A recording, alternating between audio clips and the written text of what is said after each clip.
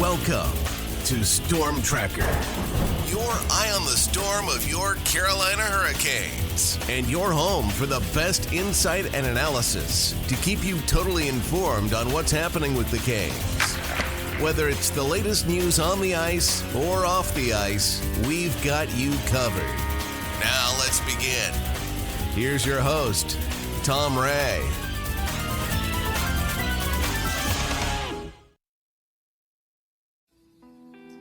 Well, Chicago Wolves are off to the Calder Cup finals after knocking off the Texas Stars, Grand Rapids Griffins, and most recently, Colorado Eagles in succession. The Wolves' success was highlighted by strong contributions throughout the lineup and a clutch performance in goal in the final two wins versus the Eagles by reserve Amir Miftahov. Joining me to wrap up the series win versus the Colorado Eagles and look ahead to the upcoming Calder Cup Finals series with the Toronto Marlies, I'm delighted to welcome in our Storm Tracker Chicago Wolves insider, Andrew Rinaldi, and a very special guest, Chicago Wolves assistant coach, Dan Price. Gentlemen. What a time to be alive. Good stuff. Anyway, great to have you on, Dan. All kinds of excitement around the Wolves these days. Of course, you just beat the Eagles in just an incredible series. And a great shout out from all of us to the Wolves players and staff. Congratulations, guys. Well done. Thank you, Tom. Thanks, Andrew, as well. Thanks for having me on. Really looking forward to the chat. And yeah, it's been a wild ride so far. The players have... they've really dug in, as you can see. They're very committed to this whole process. They're having fun while they're doing it. But, man, I've really been impressed just by the complete level of buy-in and commitment from every player on the team. Yeah, and it certainly shows. I mean, they're just playing their hearts out, and it's exciting. And, hey, they just keep going. It doesn't matter what's happening on the ice. They're going to bounce back. They're going to do what's necessary, so that's great stuff. You know, talking about great stuff, how about this? We've got the Hurricanes and the Wolves in the final series. Isn't that incredible? It's incredible. It's so interesting, too, to see the different storylines between the two teams and in their respective series based on the style of play of, Carolina and Chicago, the style of play of their opponents, some of the storylines with the goaltending as well, special teams. A lot of parallels that I think have made it even more interesting over the last few weeks.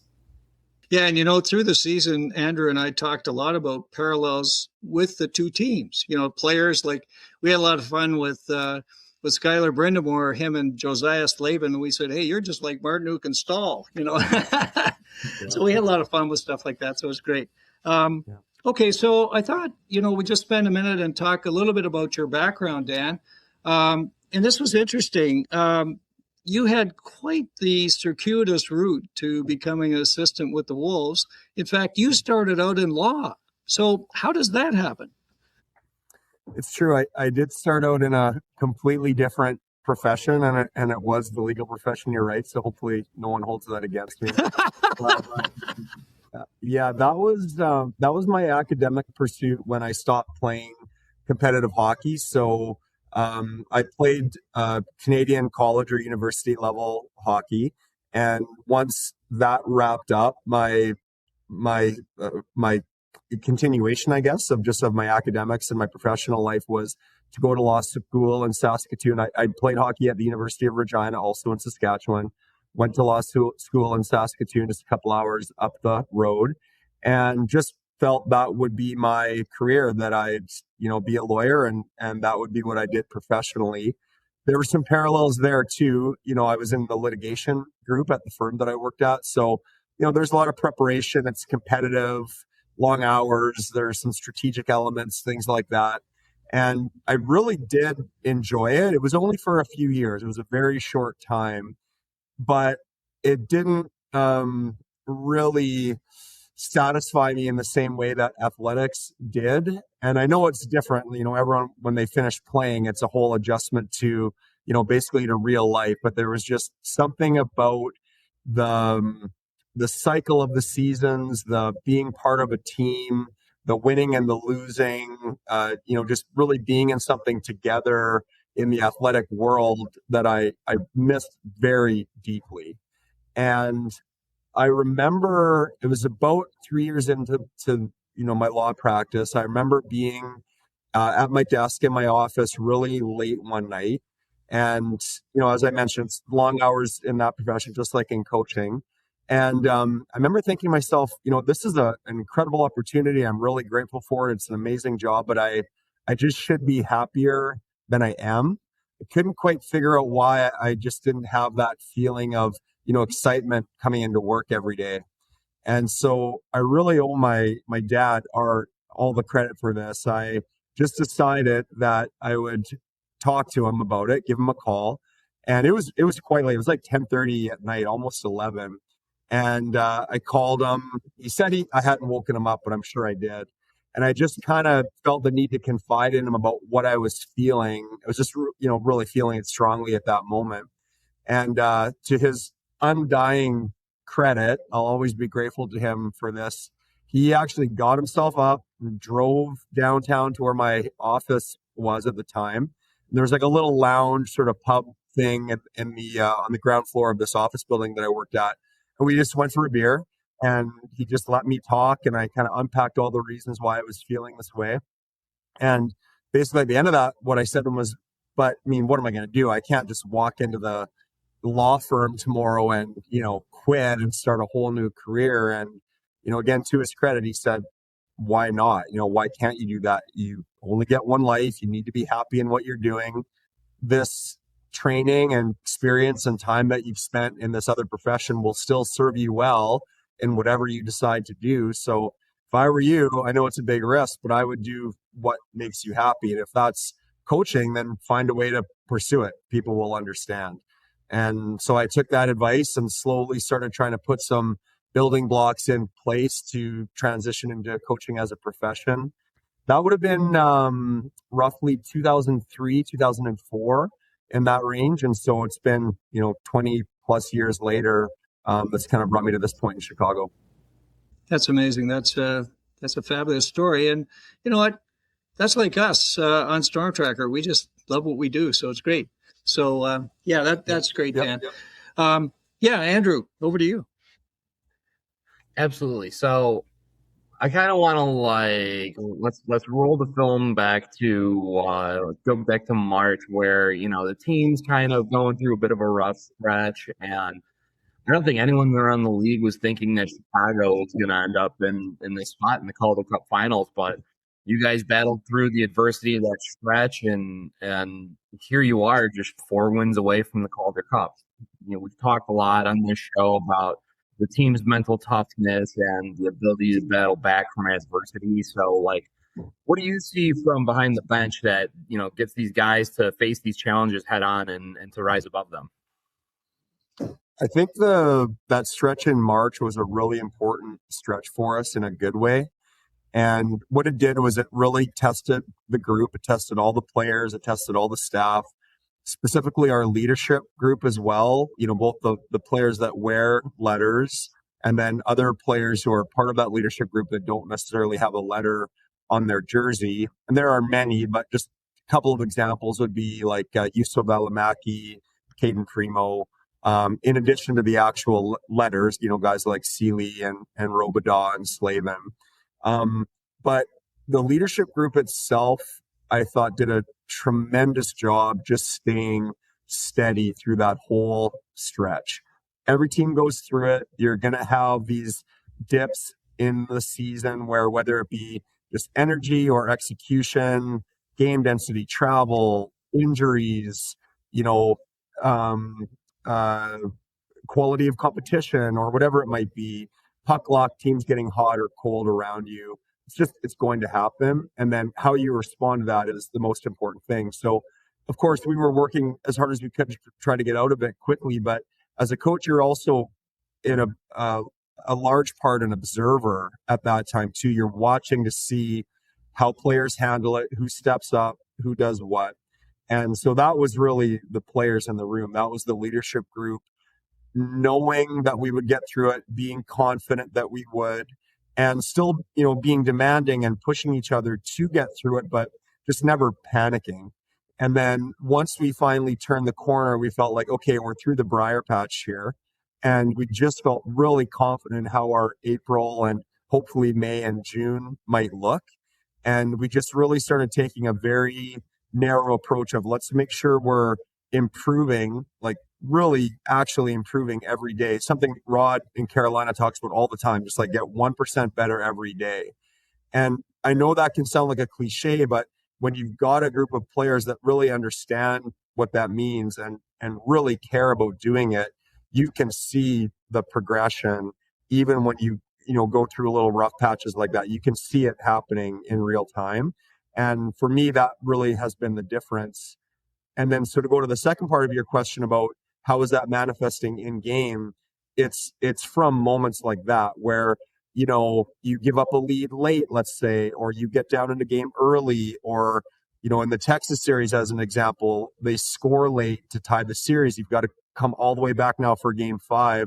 Moments like that, if you've been tested throughout the season and you have those reps and know how to handle it, you're, I think, in a better position to, get through them again and have success later on in the season. And the most recent example, of course, was this Colorado series where we lost by a big margin at home and had to go to Colorado and win 2 in a really difficult building. But it was that steadiness of the leadership group, I think, that really set the tone and carried us through. Yeah, absolutely. I think that you kind of hit the nail on the head there. You could kind of see just the team getting stronger, getting better throughout this postseason run. I mean, you just look at some of the guys that you played for Texas, the team that had, your number during the regular season, 7 out of 8 wins, I think it was. And Grand Rapids is there, they were a juggernaut in the division, and it just, knocked them both out. I mean, in the locker room, do you think the guys embrace this challenge of like slaying the dragons, or is it more like it doesn't matter who's in front of us, we're just going to stick to our game? It was a little bit of both. I think, again, the team has really been very internally focused all year on, playing to our own strengths and really trying to, buy in and execute Rod and Carolina's system. And I think that system does lend itself really well to our group. So most have been focused on us, and, that would lend itself towards whoever our opponent is. We're going to try to play a very similar style of play to Carolina. But I will say, I do think it was an advantage getting Texas in the first round, because I think psychologically we needed to slay that beast. Like, we needed to climb that mountain because of how the regular season had gone as far as our record versus that team.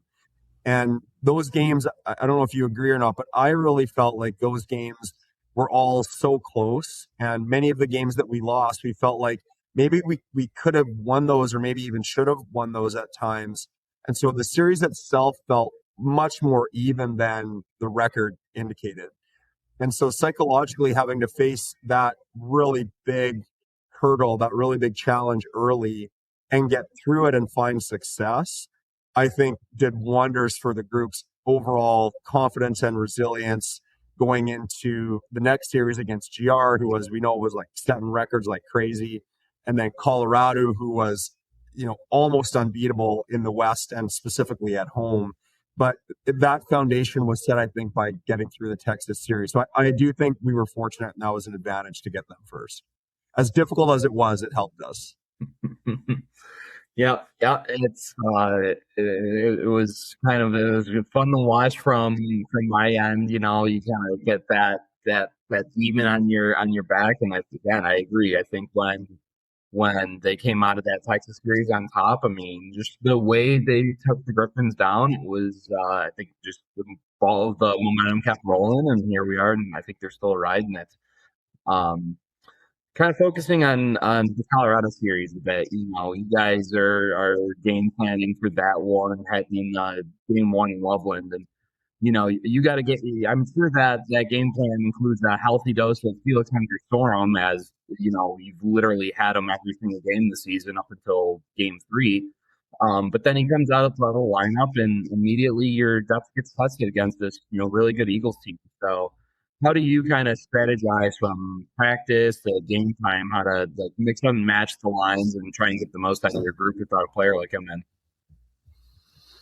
Well, the first thing I would say is, as coaches, you have to play the hand you're dealt. And yeah, when Felix went out, that made the hand more difficult to play for sure.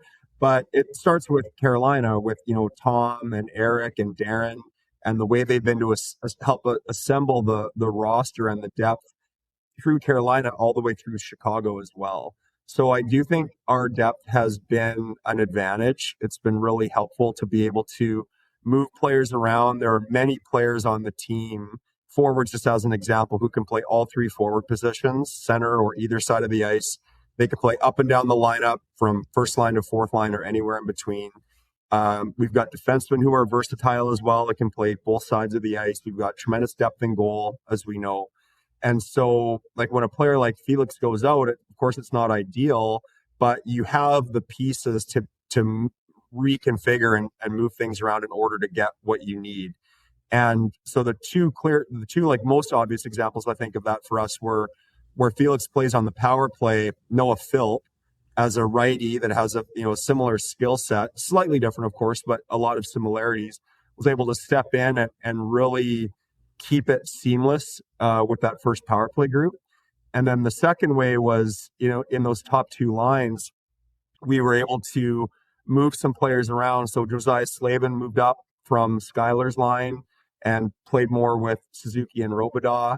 And then Ivan Ryabkin, who had been mostly either with Skylar on that third line or with Pavlichev on the fourth line, was able to move up and provide some support for Philp and Nadeau when Nadeau moved. And so it gave us two full lines again in that top six. And then the third line didn't miss a beat because Skylar and Gunler and Vierling were absolutely outstanding in the Colorado series.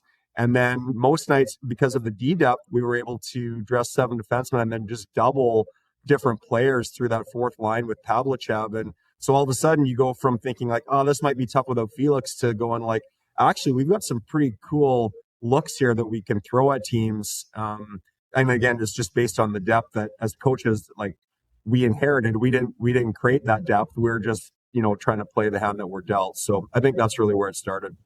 Well, an interesting comment that I had when Spiros was on, we were talking about, that's when you got Noah Philp and Victor Neuchev. And we were talking about Nikita Pavlichev and Evan Vierling. And I said, man, this is amazing. These guys have been on the second line with Felix for a good part of the season and looking good. And now you got them on the fourth line. This is incredible. Yeah, for sure. We felt the same way. Like, this is amazing. Our fourth line group had been the second line for most of the year. So again, it just speaks to the depth, I think.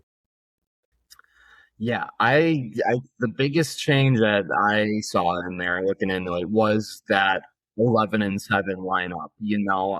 What goes into that decision where you feel like the advantage is in the extra defender versus bringing in another forward to fill in the gap? And there are pros and cons to each for sure. With this group, there's so much depth on the back end. Like you look at Hamo Salmi, who's, he can be on the power play, penalty kill, 5-on-5 against any quality of competition, and he's not even in the lineup most nights right now. So what we really felt was, we had great candidates to come in at forward as well. Trikozov, Smith, and Turcotte as a couple of examples, among others like Biondi, Gagnon, et cetera, as well. But a player like Hamo, we felt if he came in, it just gave us more flexibility. If you go down a defenseman, you've still got a defenseman that can easily play top 6, top 5, top 4 minutes, including special teams, PP and PK.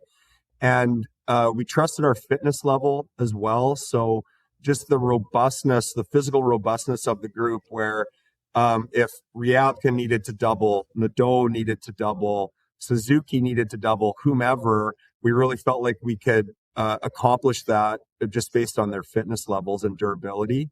And the other cool thing about it too is even if we had brought one of those forwards in, it would have made our fourth line very strong, and we would have loved that fourth line.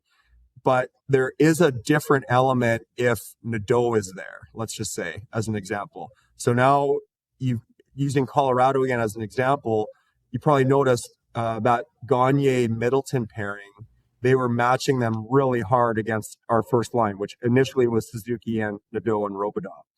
Now, if you've got Nadeau on the second line and also on the fourth line, what do? How do you match against that? And you still have to deal with Suzuki and Roby. And so what ended up happening was Colorado, for the most part, split that pairing, especially in Chicago. And so it just gave us more breathing room.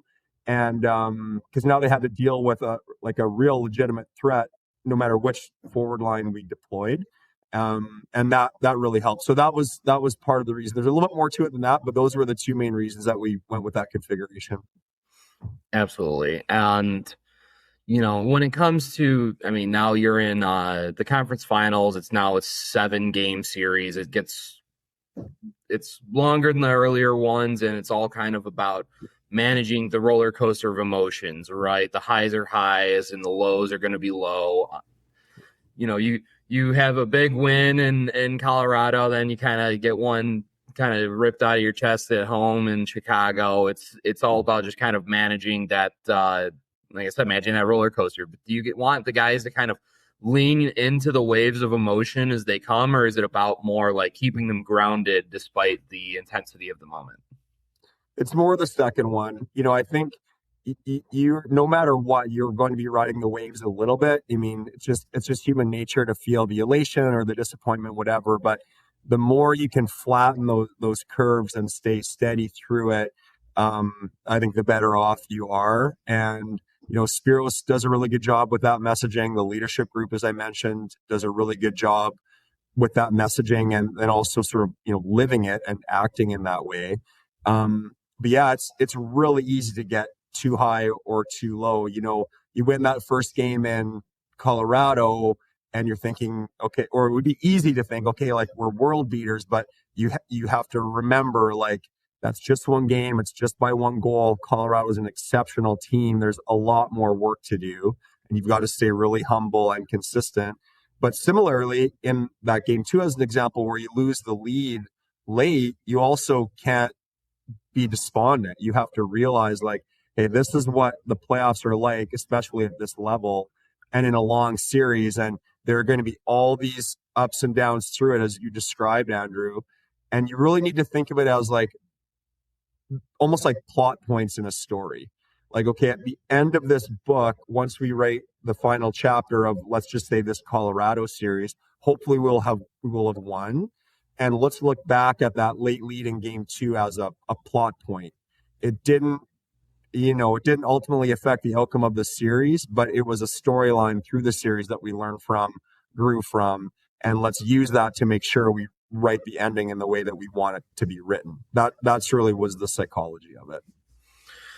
Well, a really big plot point in this series and ultimately in this postseason, Caden Primo goes down in game 5, and you guys are we mentioned before, having to go on the road down 3-2 and having to go back to back in Colorado with Amir Miftakov, and not just he hasn't started a game since mid-April at that point, and not just one but 2 incredible performances there and against the Eagles to solidify your team's performance and carry you guys there to the Calder Cup finals.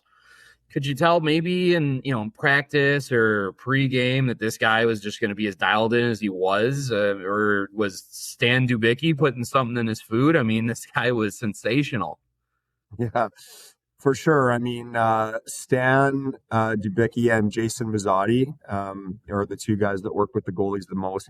Zach Richards, actually, as well, our video coach / assistant coach, has a goaltending background, and so led by Stan and Jason, but I'd say supported by Zach.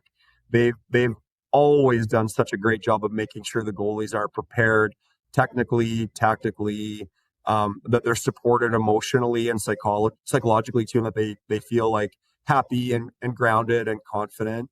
And it also goes to our training staff, Austin and Jim and Jack on the strength and conditioning side, and the equipment staff as well, with Luke and Bubba. Like, it's just such holistic wraparound care for the players. And obviously the goaltending position is so demanding physically and mentally that when you've got that type of wraparound care, I feel like each player to a man feels prepared if and when their number is called, including Amir. And so I do think it's really started with that. Then his preparation has been excellent as well. One of the things I think he did very well preparation wise was he did a great job of staying like very in the moment and calm and confident and loose himself. It'd be easy to be like, kind of like negative or frustrated if you're not playing that much, especially for that many games in a row.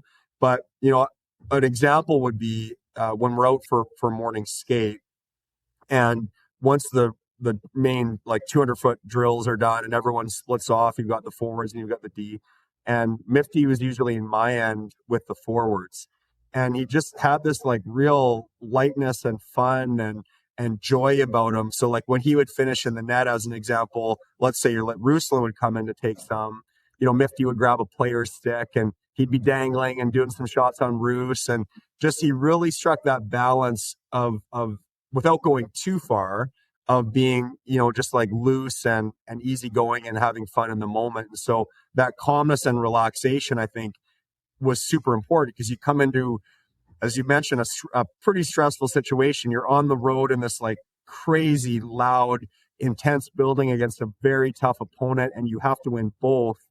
There's no way you can do that unless you are just centered and very much in the moment. And that, I think, was a big key to Amir's success.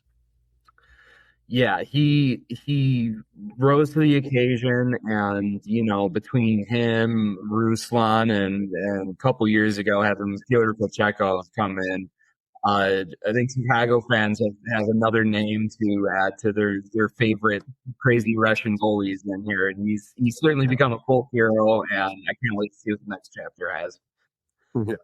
But I know, for another name for us in this show, big name that's come up a lot is Ivan Ryabkin. I mean, talk about an X factor these last few games, laying some heavy hits, scoring the winning goal. He's out there in the final minutes defending that lead when Colorado had the empty net. I mean, talk about what you saw from him early in the season, and then after he's come out of the assignment from the QMJHL, is just kind of a way more complete player in this league. For sure. I think that was such an important time for him, going to the Q and playing huge minutes and like being relied upon in these really important situations and playing in the playoffs and all those things. So that was great for him. And he's still a young player too, so it helped him develop. It developed his pace. It developed him physically. He came back like really lean and looked faster and more agile, which is a necessary step for any young player. We've seen that with Nadeau and Felix and all these young guys too. They need to continue to develop physically, and Ivan did a great job of that while he was away. And then, again, you have to build a body of work, and you have to learn about the league, and the coaches have to learn about you, and you and your line mates have to learn about each other, or your teammates have to learn about each other. So it's a process, and it takes some time. And when Ivan got back, there was an adjustment period for sure, because now it's a whole new level again. He hadn't been in the American League for a while, and the league had only been getting faster and more physical the entire time while he was away too. So he's stepping into a whole other speed than it was when he left. And so it took him a little while, understandably so, to ramp up to that speed. But to his credit, he stuck with it. He worked really hard in the games when he was called upon, worked really hard in practice, took the coaching and the video and the one-on-one discussions to heart. And you could just see this like steady improvement. And just like with our team, there were like ebbs and flows to it too. There were a couple times in the Grand Rapids series where, we needed to close out a game or whatever, and you're down to maybe 9 forwards in the third period or the last 10 minutes of the third. And it's no disrespect to him, but he might not have been one of those 9 forwards at the time. He could have easily been, but there were just like 9 guys that had kind of had it locked down, were in a rhythm. So he and maybe a couple other players didn't play much. And again, that's not a negative on them. It was just the way the game was going. And so you have those little ebbs and flows. And then now he's in a position where, Felix goes out, as you mentioned. We reconfigure the top 9. He gets an opportunity on the second line, and he's completely ready for it. And that's where those skills that we've been learning about him, that obviously, Eric and Darren and their staffs saw when they drafted him, those are now really starting to emerge at the American League level. So it's more than just tenacity and physicality for him. He's got tremendous vision. Like, he's a really creative player. He sees interesting options, interesting passing lanes, not just obvious ones. And he can make the plays. He's got incredible touch on the puck. He's an excellent passer. He's got a really heavy shot. He goes to the net. As you know, like the game-winning goal in Game 7, that was a big-time battle against Middleton, who's 6'4", 6'5", and he won that battle to score. So, he's physically strong too. He's aggressive and tenacious, all those things. But those are really starting to emerge now, like in spades, because he put the work in to put himself into that position to be ready when his number was called. And now it's been called, and he's been a really important player for us. Well, the one thing I was going to mention that I thought was fun was the Russia line. So you put him out there with Neuchev and Pavlichev, and boy, that seemed to kickstart him a little bit. That line was they were wrecking havoc out there, and they were making some plays. And the next thing you know, he's, as you say, moved up with the second line with Philp and of course Nadeau, which was tremendous for him. But yeah, we've loved him all year. We talked a lot about his trip to Charlottetown, and actually Spiros was talking about that as well, and said that the coach down there, who he has a lot of very high regard for, he felt was doing some excellent work with Ivan as well. So yeah, that's a great story. Yeah. One of the things that really has kind of stood out to me on this run is just how well this team plays on the road. I mean, taking not 1, not 2, but 3 games in a madhouse at the Blue Arena in Colorado. You took both games away from the Griffins, who, we've all know how good they were at Van Andel. And one more in Texas. That's 6-2 on opposing ice. Kind of what's the secret behind the success on the road for this team that gets them up in the opponent's house? So a few things come to mind for me. One of them is, again, just that inward focus on, the Chicago style of play, the Carolina style of play, just kind of trusting that in any environment and against any opponent. That would be the first thing. The second thing is going back to the training staff and the support staff, like how well they prepare the players for the demands of the season and the game density and the travel. Just everything from like workload in games, workload in practices, reporting to the coaches on those things, nutrition, hydration, sleep, game day schedule. It's really meticulous. And so I do think that creates a big advantage for the players when you're dealing with travel and difficult opponents on the road. Then the final thing is one of the things we've talked about already, which is just the steadiness of the leadership group and, just how consistent they are in their preparation. For me, the best recent example was in Game 7 when you guys probably noticed Colorado has that tradition, that I think they call it the Minute of Madness. Yeah. And the first 60 seconds of every third period, the crowd does not stop. Like, they are standing up. There's I'm assuming noisemakers, cowbells, whatever. They're screaming at the top of their lungs. They're pounding on the glass. And those are small benches too. So as a coach, you're rocking back and forth because the glass is pounding. And I'm not exaggerating. The players during that minute, the players can't hear the line calls from the coaches. So you have to be grabbing them by the shoulder and yelling in their ear, who's up. It's that loud. And sure enough, Colorado comes out and scores in that first minute of the third period of Game 7. But again, it's just you would almost never know it. That it sucks and it's annoying and you wish it didn't happen. But the players are just like, okay, let's get back to it. And I think 3 or 4 shifts went by, and then Suzuki was like, okay, like enough of this. And you could just see him grit his teeth, and he was so determined on that entry, made that little move, got some separation, and just like buried it, high blocker. And that was, you could just tell, like from the moment he touched the puck, I'm thinking this is a goal. Like he's not going to be denied here. But it was in response to a moment where, anyone, the team or any player could have easily kind of like sunk back or regressed a bit. But instead, the group and specifically Ryan, they took a step forward, they got on their front foot, they punched back. So that was to me really impressive. And again, it just speaks to the leadership, I think, on the team among the players.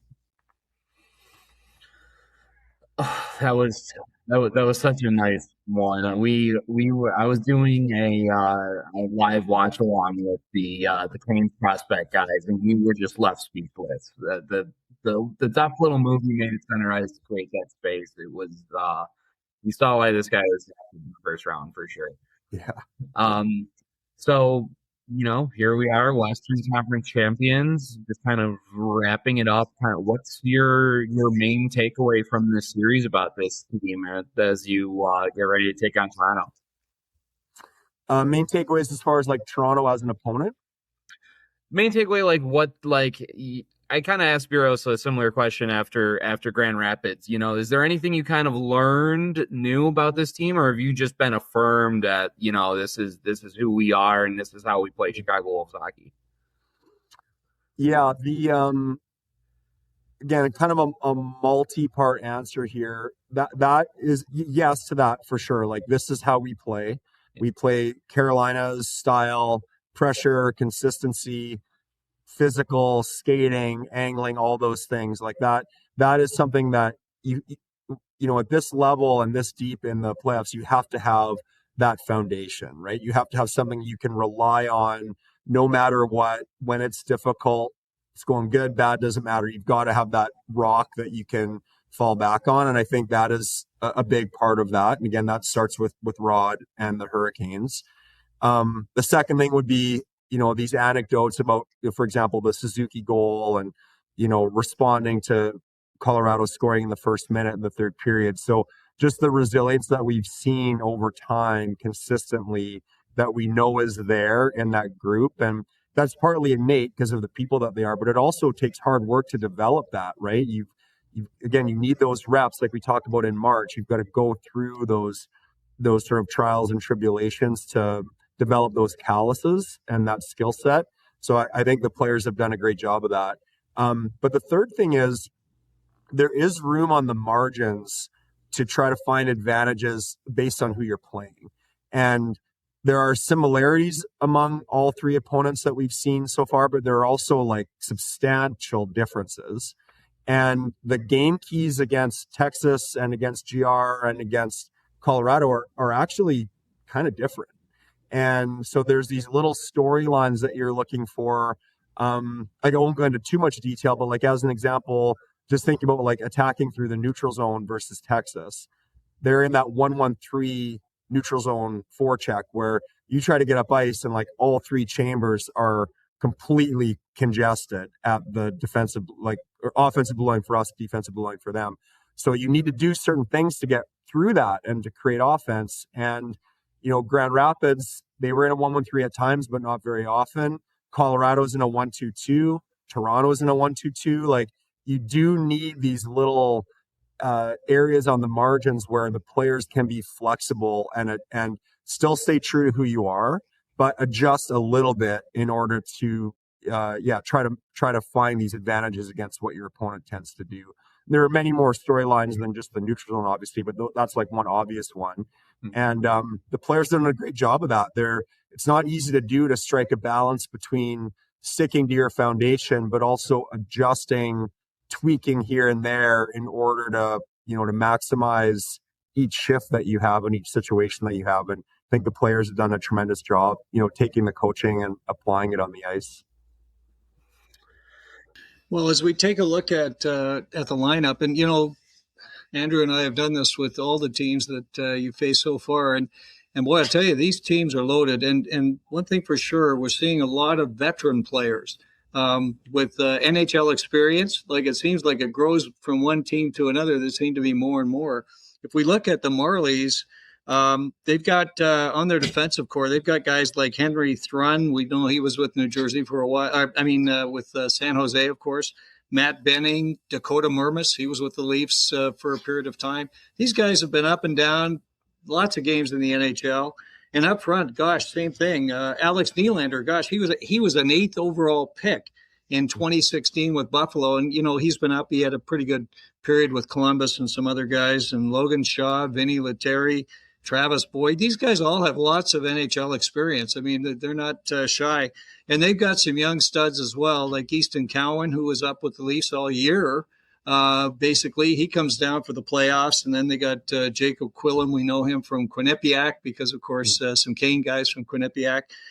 Bo Grew, we saw him with Anaheim. So he's been in the NHL for a while. And Luke Hames is a free agent out of Dartmouth. These guys are interesting, but the guy that's really catching my attention is Artur Akhtimov, who is their goalie and has been lights out.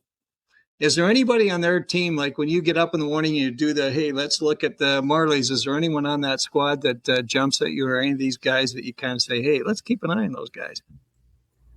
All of those. I knew you'd say the answer. Yeah. They're it's similar to the series that we've been in so far. Like all three of these teams so far have been so deep, so talented, so hardworking, so well coached, and Toronto's the same. It's just there's no easy ice. There are no easy minutes. There's no easy match, among the forward lines and the deep pairings. Like every shift, every situation is such a grind. And it's really impressive. Toronto's got great depth as well. They're very well structured. They've got threats on every line that can score, that can check, that can have speed. Their decor is extremely deep and experienced, like you mentioned. And then they've got tremendous depth in goal too. So you definitely want to have a sense of like those top players, what their tendencies are. And so, Zach helps Spiros and I a lot with that on sort of pre-scouting, what we think we might see from certain lines or certain players. And then you are trying to find, some advantages for sure as far as like who might play against who. But at the same time, going back to Carolina, like you also have to trust your style of play, and you have to trust whoever's on the ice will execute the style of play and win their match in that moment, even if it's not their specific match that they're going to get, most of the time. Whoever they're on, that's your match in that moment, and you've got to win it. So we try to look at it, more like macro at that level, but also, micro too on a granular level as far as like, what each player tends to do in certain situations. And where that really comes into play is obviously on special teams, where, the margins are that much more important on, PK structure, power play structure, tendencies in all three phases of it. So that's really part of the fun of it. That's part of the, going back to the long hours in the previous profession and this one, like spending the time digging into that. The day goes by really quickly, but it's so fun. It feels like 5 minutes, even though it's been a lot longer than that. So we talked about some of those things today in practice, and we're looking forward to seeing how that goes in game 1 tomorrow. Well, I looked at one last game. Yeah, that's right. I was just going to say, I was looking at the stats, and we've kind of compared stats for the teams in the previous series. There were some areas of significant difference, but in this one, not so much. You had 87 points. They had 82. That's pretty close. Goals for, they had 229. You had 225. Goals against, they had 228. You had 218. So, they're really close, right? Power play, you talk about special teams. Their power play was 16.8%. Yours was 16.9. These are close, right? Yeah. And look at the PK. They're at 83.4%. And you checked in at 84.1. This is, incredibly close in terms of the stats between the two teams. You can just, it's right there. So that's a little bit different, as we mentioned. I mean, some of them, like talking about Texas when, you had some struggles with them.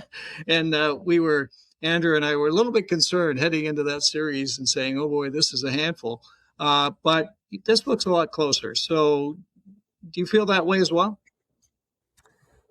We really felt like every opponent so far, regardless of what the season stats said, we really felt like every opponent so far, the games against us were all so close. So like all the Texas games, they definitely had the advantage of the overall record, but like every game was so tight. Grand Rapids was the same way.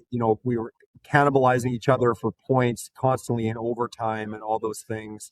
And then Colorado too, it was only 4 games, but like comebacks and OT and like winning late on the power play. And I mean, it was just like every opponent, every game against each opponent was such a grind.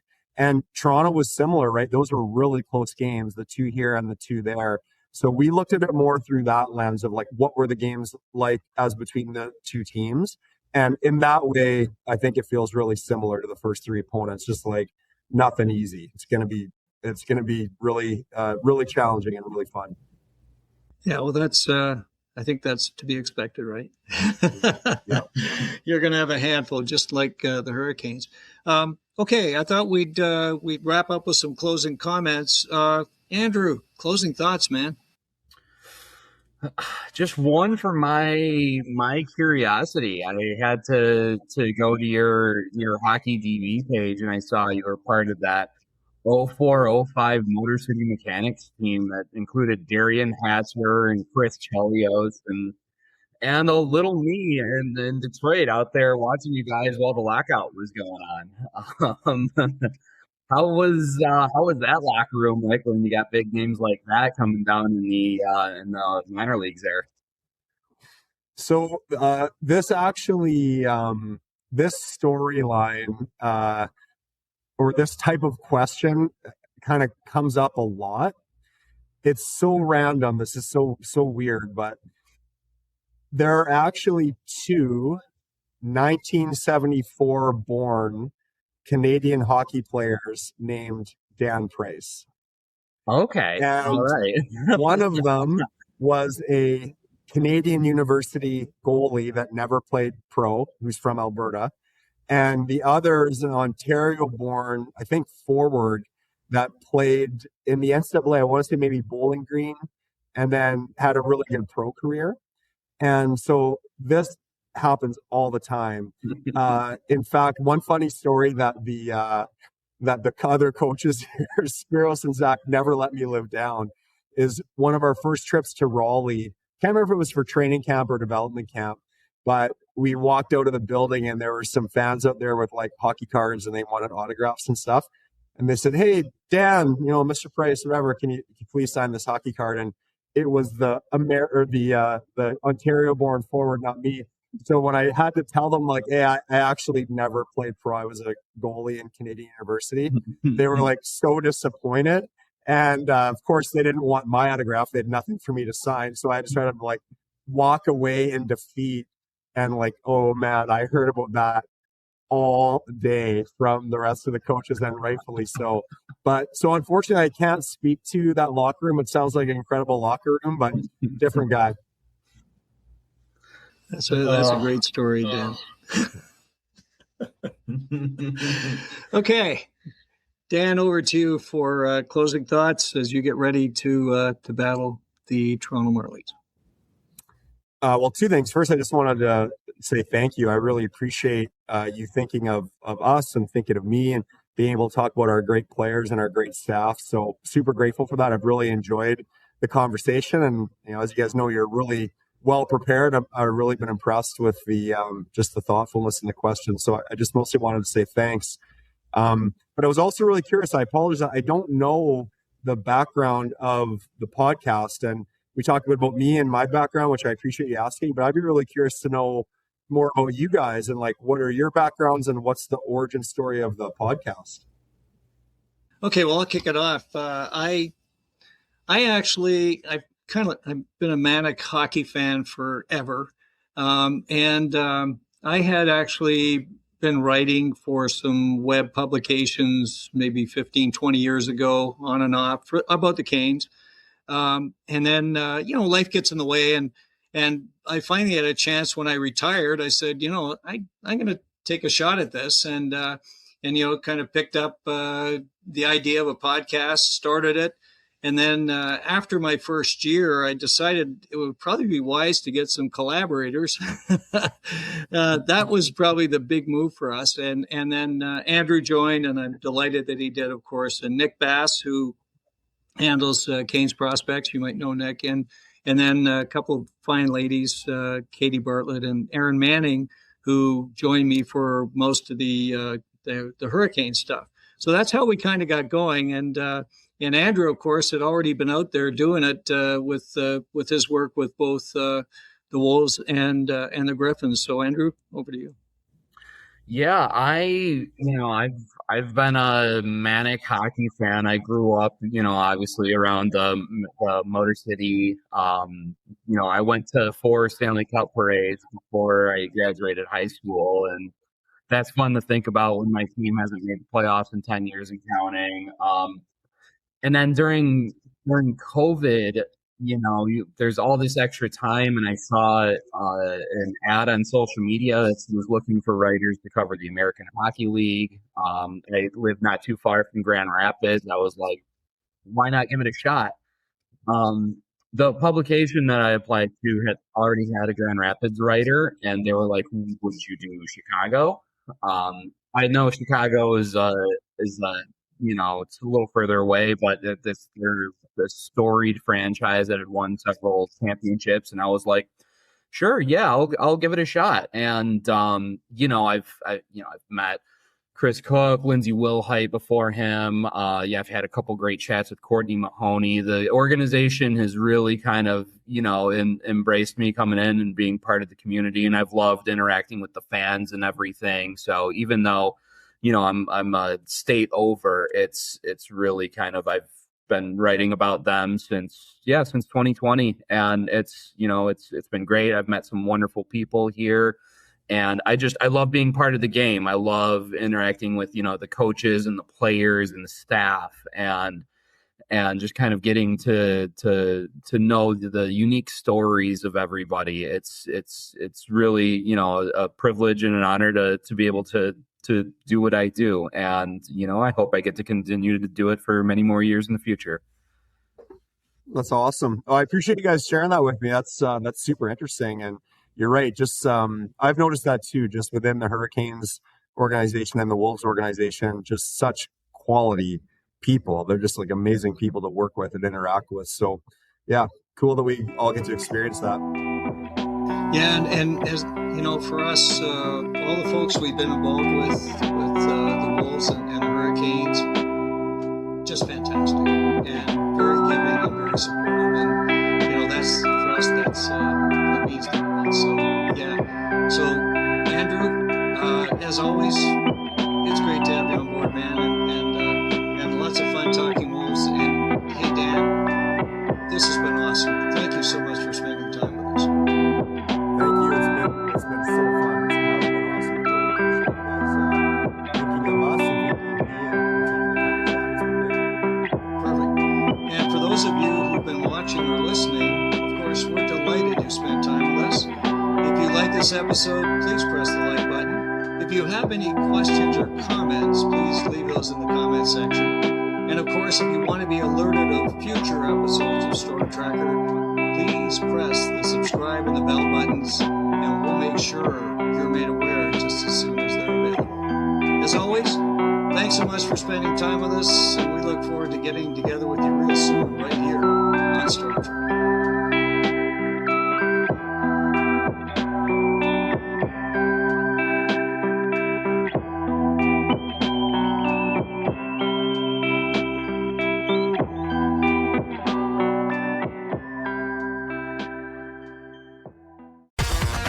Thanks for listening. Be sure to like, subscribe, and tell your friends for everything with the Canes you need. Storm Tracker.